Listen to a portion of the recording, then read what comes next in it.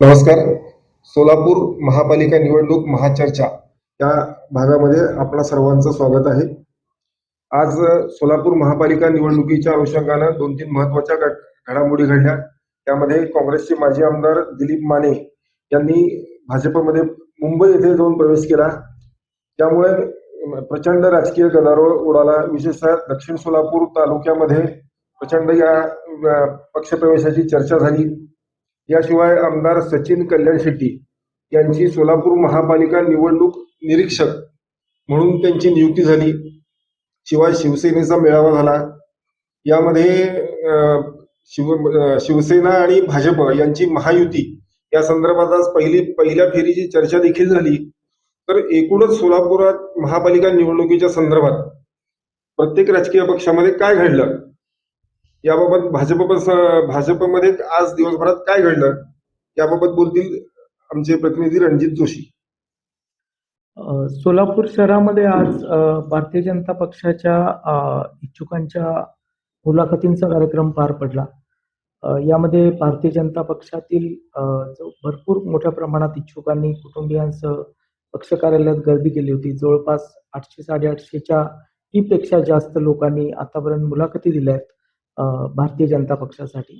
याबरोबरच आज प्राथमिक स्तरावर जे शिवसेना, शिंदे गट आणि भारतीय जनता पक्ष यांची प्राथमिक स्तरावर बोलणी पार पडली आज युतीच्या दृष्टिकोनातून. शिवसेनेचे जे नेते होते ते संजय कदम आज सोलापुरात आले आहेत. त्यांनी मेळावाही सोलापुरात पार पडला शिवसेनेचा. तर त्यानंतर त्यांनी भाजपचे जे शहराध्यक्ष आहेत रोहिणी तडवळकर यांच्यासह पदाधिकाऱ्यांची, नेत्यांची भेट घेतली आणि प्राथमिक युतीच्या दृष्टिकोनातून प्राथमिक चर्चा त्या दोघांमध्ये झाली. ज्या ठिकाणी जिथं शिंदे गटाची ताकद आहे आणि भारतीय जनता पक्षाची आणि शिंदे गटाची कोणकोणत्या प्रभागामध्ये किती ताकद आहे किंवा कशा पद्धतीने त्यांचे कार्यकर्ते त्या प्रभागामध्ये प्रभावी आहेत याची त्यांनी प्राथमिक स्तरावर चर्चा केली. आता या संदर्भात पुढे कशा पद्धतीने काय घडामोडी घडतात ते पाहणे आपल्याला पुढच्या काळात कळेल.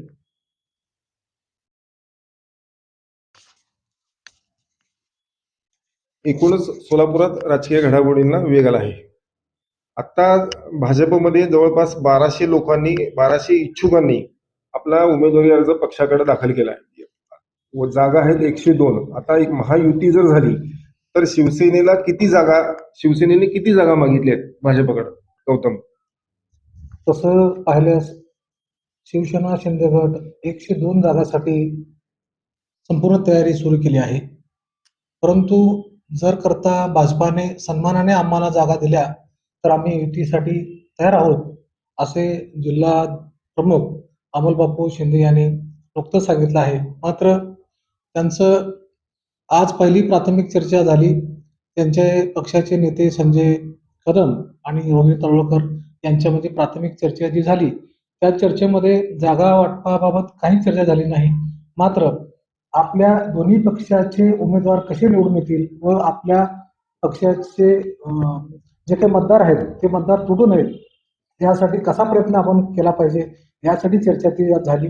मात्र दुसऱ्या बैठकीमध्ये आपल्या दोन्ही पक्षाचे उमेदवाराबाबत जागा वाटपाबाबत चर्चा होणार आहे. त्यानंतर जर करता शिवसेना, शिंदे गटाला भाजपाने समाधानकारक जर जागा नाही दिल्या तर मात्र स्वतंत्र निवडणूक दोन्ही पक्ष लढवतील अशी चिन्हे दिसून येत आहेत. आजच्या दिलीप माने यांच्या भाजप प्रवेशामुळे दक्षिण सोलापूर तालुक्यामध्ये शिवाय सोलापूर शहरामध्ये देखील प्रचंड चर्चा सुरू झाली. दिलीप माने यांचा प्रवेश रखडला होता. आमदार सुभाष देशमुख यांच्या कार्यकर्त्यांनी गेल्या महिनाभरापूर्वी त्यांच्या प्रवेशाला जाहीरपणे विरोध केला होता. भाजप कार्यालयासमोर सगळे कार्यकर्ते बसले होते. परंतु यानंतर गेल्या 2-3 दिवसांपूर्वीच पालकमंत्री जयकुमार गोरे यांनी देखील आमदार दिलीप माने यांचा प्रवेश होणार नाही किंवा त्यांच्या प्रवेशाबाबत आमदार सुभाष बापूच निर्णय घेतील असं वक्तव्य केलं होतं. असं असतानाही आज मुंबईमध्ये दिलीप माने यांचा पक्षप्रवेश झाला.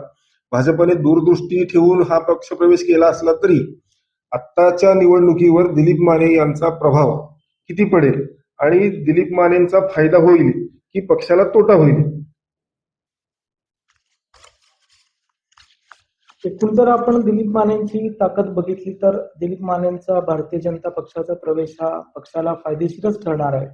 याचं कारण असं आहे की सोलापूर शहरातील हद्दवाढ भागात जी महानगरपालिकांच्या प्रभाग प्रभाग जे आहेत त्यामध्ये दिलीप माने गटाची चांगली ताकद आहे.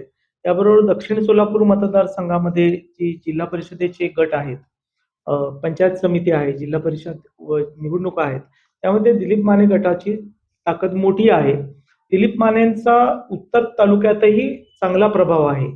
एकूण जर आपण हे चित्र बघितलं तर दिलीप माने हे सोलापूर जिल्ह्यातले मातब्बर नेते समजले जातात, ताकदवान नेते समजले जातात.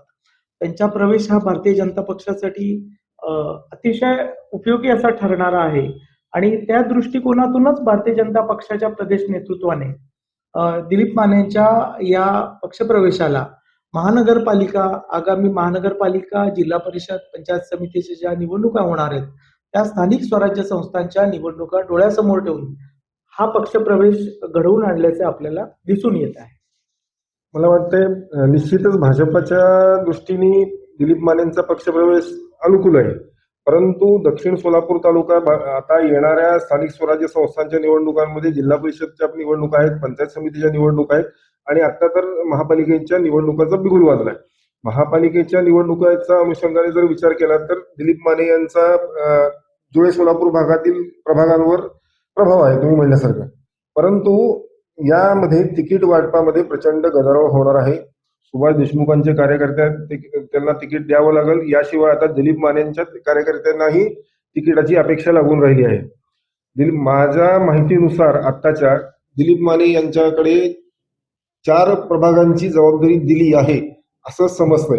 नेमकं काय होईल निवडणुकीमध्ये, कोणाला तिकीट मिळेल, दिलीप मानेंच्या कार्यकर्त्यांना तिकीट मिळेल का सुभाष देशमुखांच्या कार्यकर्त्यांना तिकीट मिळेल हे सांगता येणार नाही. एकूणच भाजपमध्ये उत्तर विधानसभा मतदारसंघ असेल जिथे विजयकुमार देशमुखांचे प्रभाव आहे, तिथं काही आमदार देवेंद्र कोठे यांच्या कार्यकर्त्यांना तिकीट द्यावे लागतील.